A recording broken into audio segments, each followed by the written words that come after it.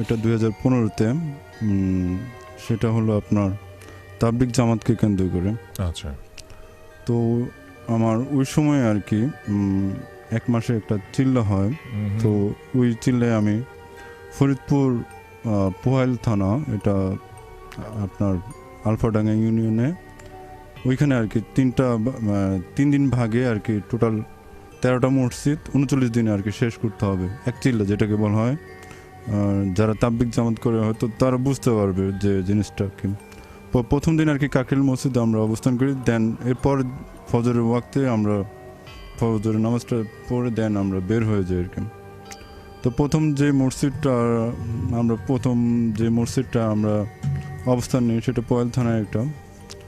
তো ওই মসজিদে কোনো ধরনের প্রবলেম হয়নি, সেটা মোটামুটি আমরা ভালোভাবে 3 দিন আমরা পার করি। সেকেন্ড যে মসজিদটা, সেই মসজিদটাকে কেন্দ্র করে আমার এই ঘটনাটা, সেটা হলো মানে আমাদের যিনি আমাদের আমির, তিনি সবাইকে বলে দিচ্ছেন যে রাত্রে যদি আপনারা ওয়াশরুমে যান বা কোথাও জরুরি প্রয়োজনের পরে আপনারা একজন সাথী ভাইকে নিয়ে আপনারা যাবেন, একা কেউ যাবেন না, যেহেতু এটা নতুন এরিয়া। আপনারা হয়তো অনেক কিছু নাও বুঝতে পারেন, যেটা অনেক কিছু আপনাদের বলার দরকার নেই, আপনি জাস্ট একজন সাথী ভাইকে সহকারে নিয়ে যাবেন। তো এটা অনেকে মানে হয়তো প্রথম যারা যায় অনেকে অনেক সাহস দেখায়, বা অনেকে বলে যে দূর, বা আরেকজন ভাইকে আমি খামাখা ঘুম থেকে বিরক্ত করবো কেন, হয়তো এটা রাতের বেলায় অনেকে বিরক্ত বোধ করে বিধায় অনেকে বলতে চায় না। তো ওই সময় আমি আর কি আমার সেম এই টাইপেরই ছিল। তো আমিও আর কি মানে ওই সময় আমার রাতের বেলায় খুব প্রকৃতির কাজে আর ওয়াশরুমে যাওয়া লাগে। তো ওই সময় আমি একাই যাই, কারণ ওইটা ছিল আপনার মসজিদটা ছিল ভাইয়া কি বলবো যে টিনের চালা ঘর আর কি, টিনের চালার ঘর, টোটালি ওই টাইপের একটা মসজিদ। আচ্ছা। যেটা গ্রাম পাড়াতে আপনারা দেখতে পারবেন, এই টাইপের অনেক অ্যাভেলেবেল এখনো মসজিদ দেখতে পাওয়া যায়। রাইট। তো ওই মসজিদটা 3টা টোটাল ওয়াশরুম, আর দেন 3টা পার্টে ওয়াশরুম, তারপর আপনার অজুখানা, দেন এভাবে আর কি অজুখানা পার হয়ে তারপর আপনার ওয়াশরুমে যেতে হয়, মোটামুটি ভালো দূর আছে। তো আমি যাচ্ছি ভালো কথা, যাওয়ার সময় ভাই কোনো প্রবলেম ফিল করিনি। যখন আমি ভাইয়া বিশ্বাস করবেন না, আমি ওয়াশরুমে যখন ইন করলাম, ভাইয়া মানে জাস্ট নর্মালি আমি ইন করার পরে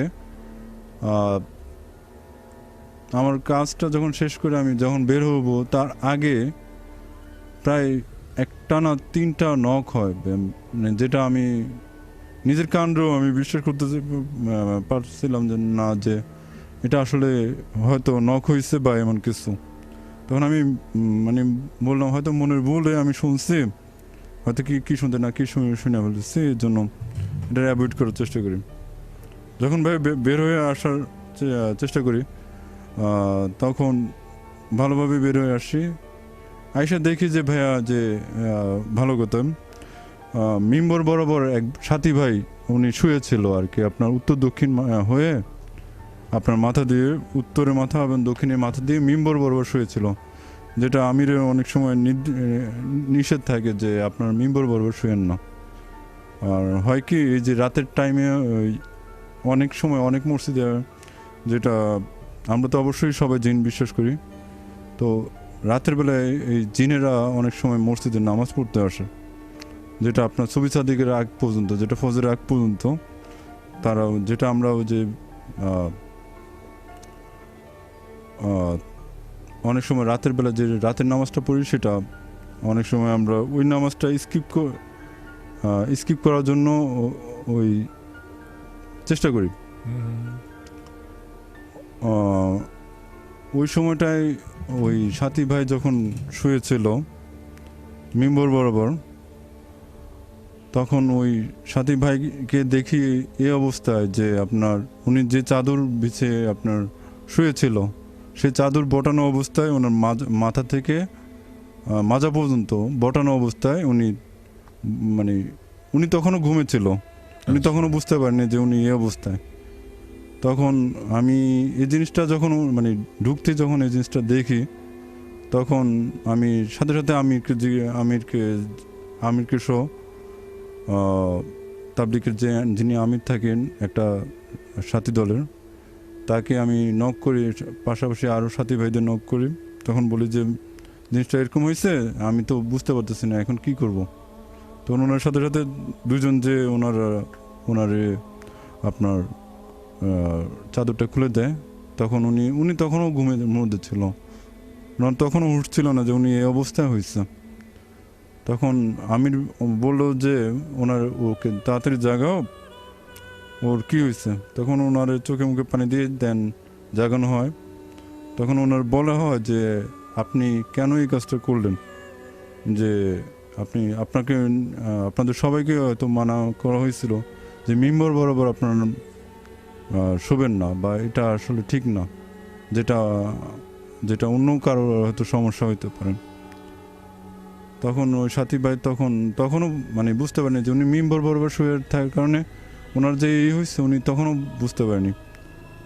আর দেন আমি ওই সাথে সাথেই আমি আমি আমার আমিরকে বলি যে আমির, যিনি আমাদের দলের যিনি আমির, তাকে বলি যে আমি এরকম বাথরুমে ওয়াশরুমে আর কি এরকম প্রবলেম ফেস করছি।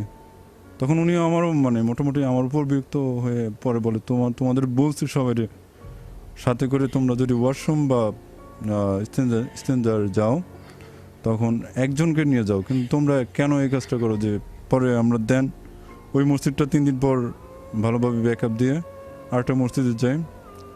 দেন এরপরে কোনো মসজিদে আল্লাহর রহমতে ইনশাল্লাহ সমস্যা হয়নি।